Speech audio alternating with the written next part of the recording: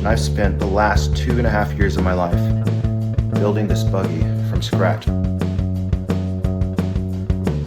I want to share my experiences and my knowledge, and hopefully be a little entertaining.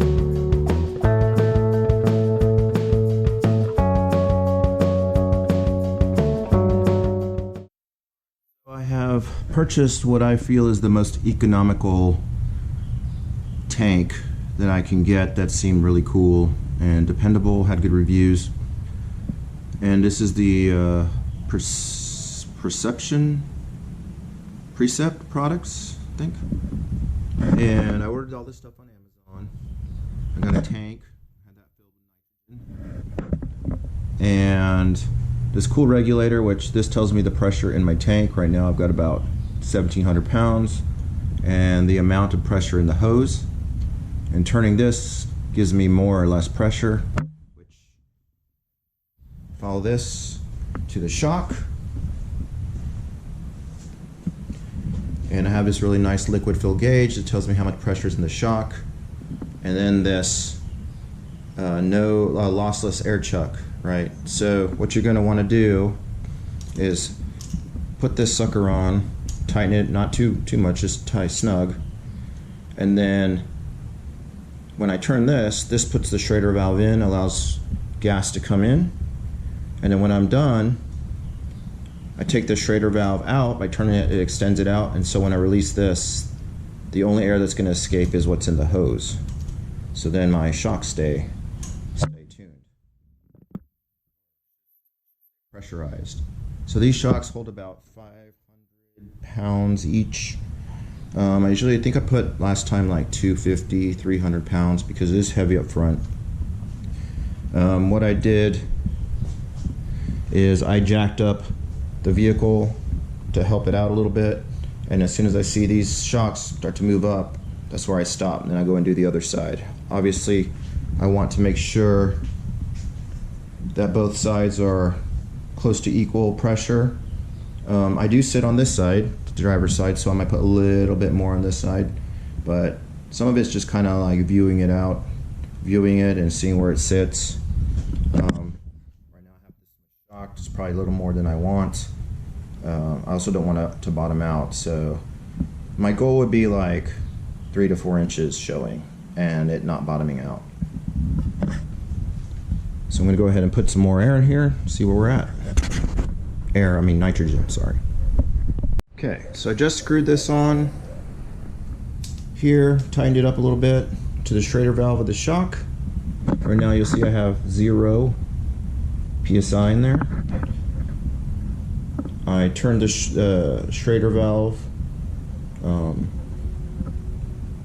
pressor, and on the lossless chuck. So now that it is in, air is able to go into the shock.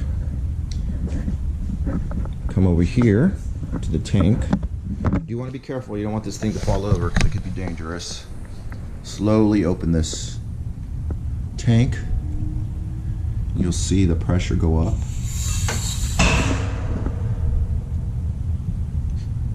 So you'll see everything kind of moved. That's just it evening out. So right now I have about 200 PSI in there. Go over here, and I have over here about 200 PSI. So right now I'm just kind of eyeballing it, seeing where it's at. And I might go a little bit more on this side, so to add a little bit of air or nitrogen. Just turn this valve a little bit. So right about 250. Okay. All right, let's try that. I'm going to close the tank. Close the tank. Come back over here. And you can see I got about 250, a little bit more over here. I'm gonna remove the lossless chuck, the depressor for the Schrader. So now it's not being pushed in anymore, so nothing will come out. and I can remove this. You will hear some nitrogen coming out of the hose, which is fine, but none will come out of the shock.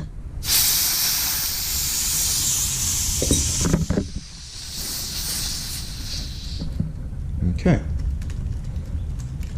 so once you do that, okay, careful with this. So this is a nice setup, has a liquid fill gauge, a no leak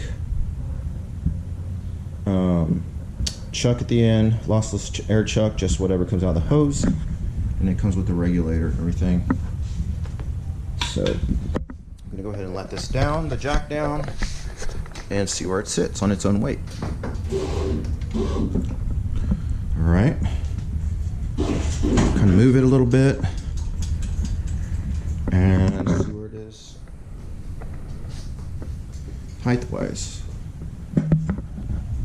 So not too bad. I think it's pretty even. You know, a lot of this is just kind of eyeballing. I may want to go a little bit lower. If I want to let air out,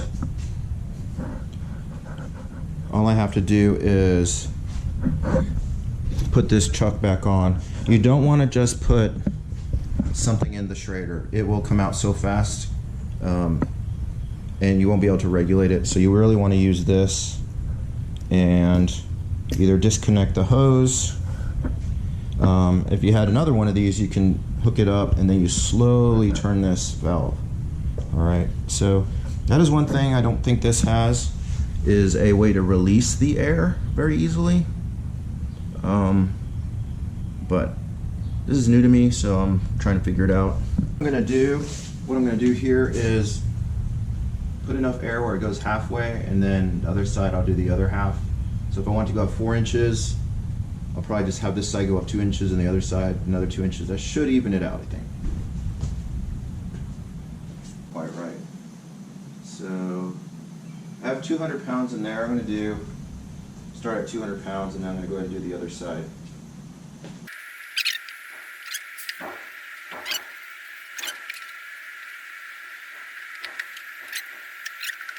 That's 200 pounds on each side, and it's still not going up. So I'm going to go ahead and go to 250, 300 pounds.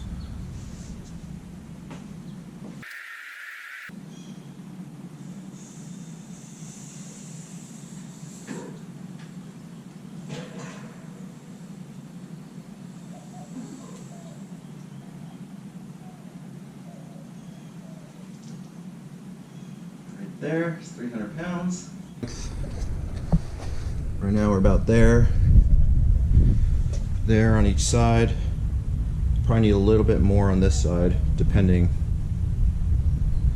on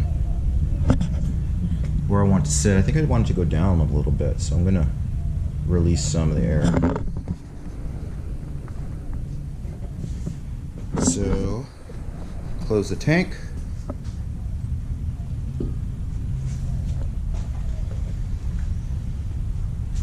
Turn off the lossless chuck so no air comes out of the shock.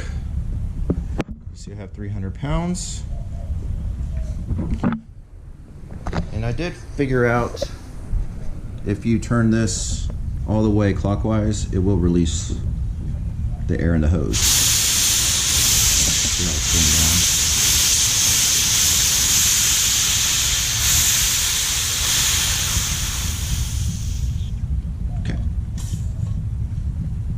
That's a very nice feature. Okay, now I can remove this. Actually, I might let a little bit of the air out. What you want to do is you kind of want to move it around and shake it to see, because it'll kind of settle. It's pretty close. Go back and forth and get it to where you want it to sit. If you need a little bit of air out, hook up that gauge again. Turn this all the way clockwise, and it will slowly release air. You'll be able to see it on your gauge. And that's it. That's all I need to do to adjust these shocks or put nitrogen in them. Really simple. This setup, I think the regulator was like 150 bucks. Tank was 100 bucks, so 250 bucks total, maybe 300. And that is way cheaper than like the power tanks or anything else out there. Really happy with this setup so far. Hopefully it lasts. Really long hose. Alright, thanks for watching. If you like what you're watching, make sure you like and subscribe to my channel. I'll be putting out some cool off-road videos as soon as I get this thing on the trail, getting closer every day. And appreciate you watching.